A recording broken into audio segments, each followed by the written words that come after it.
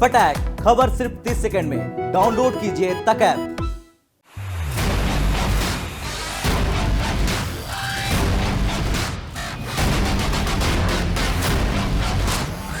दुनिया का हर देश आज शक्तिशाली बनना चाहता है, कोई अपनी सेना के दम पर तो कोई अपने हथियार और कोई अपने फाइटर जेट के दम पर। इसी कड़ी में आज हम आपको दुनिया के शक्तिशाली देशों के उन फाइटर जेट के बारे में बताने जा रहे हैं जिनके वार से बचना दुश्मन के लिए नामुमकिन है। सबसे पहले नंबर पर बात होगी अमेरिका की। अमेरिका के फाइटर जेट्स आज दुनिया में धमाल मचा रहे हैं। ये है तो अमेरिका का, लेकिन इजराइल ने 5वीं पीढ़ी के लड़ाकू विमान F-35 लाइटनिंग 2 से सीरिया में बमबारी की तो दुनिया की आंखें फटी की फटी रह गई। स्टेल्थ तकनीक से लैस होने की वजह से ये विमान रडार की गिरफ्त में नहीं आता। यह दुश्मन को खबर लगे बगैर उस पर हमला करने की क्षमता रखता है। आधुनिक हेलमेट की वजह से इसमें बैठा पायलट विमान के आर पार देख सकता है। इसकी वजह है इसका आकार और इसका फाइबर मैट। इसकी वजह से यह रडार पर गायब हो जाता है। इस फाइटर जेट में मशीन गन के अलावा हवा से हवा और जमीन पर मार करने वाली मिसाइल भी लगी होती है। ये विमान 1930 किलोमीटर प्रति घंटे की रफ्तार से उड़ सकता है। इस तरह के एक फाइटर जेट की कीमत करीब 31 करोड़ रुपए है। यह विमान 910 किलो के 6 बम ले जाने में सक्षम है जो दुश्मन को बर्बाद कर सकते हैं।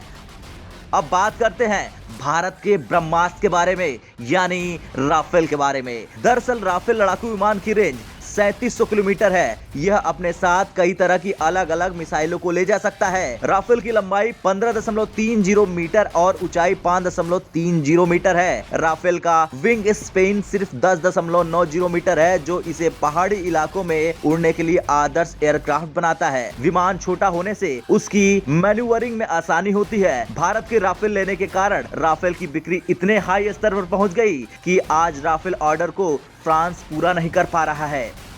फाइटर जेट के मामले में रूस का नाम भी आता है। रूस का सुखोई S-57 वो फाइटर जेट है जो किसी रडार, सेंसर आदि की पकड़ से दूर है। इसकी सबसे बड़ी खासियत ये है कि हवा में ही लंबी दूरी के ऑपरेशन को अंजाम देने में सक्षम है। इसमें जमीन, हवा और समुद्री क्षेत्र की सुरक्षा का जिम्मा संभालने की क्षमता है। 10,300 किलोग्राम ईंधन की क्षमता वाले इस फाइटर जेट में MiG-29 की तरह प्रतिरक्षी, Su-27 की तरह मारक क्षमता है। इसका उपयोग बहुउद्देशीय अभियानों में किया जा सकता है और इसके विकसित करने में भारत भी भागीदार है।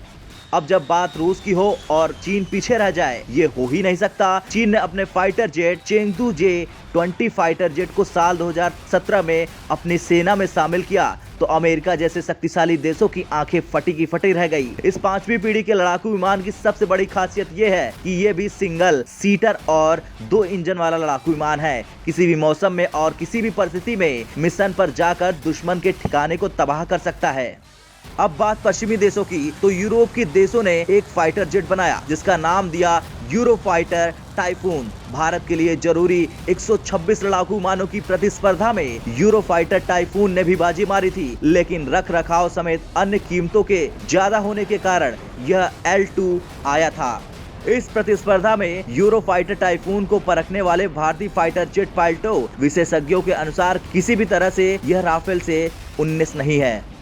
आखिर में बात अमेरिका के F-18 सुपर हॉर्नेट की। 4थी पीढ़ी के इस लड़ाकू विमान को अमेरिकी विमान निर्माता कंपनी बोइंग ने विकसित किया है। ये 2 इंजन वाला सभी मौसम में उड़ान भरने में सक्षम है। इसे त्वरित कार्रवाई वाला टैक्टिकल फाइटर जेट माना जाता है।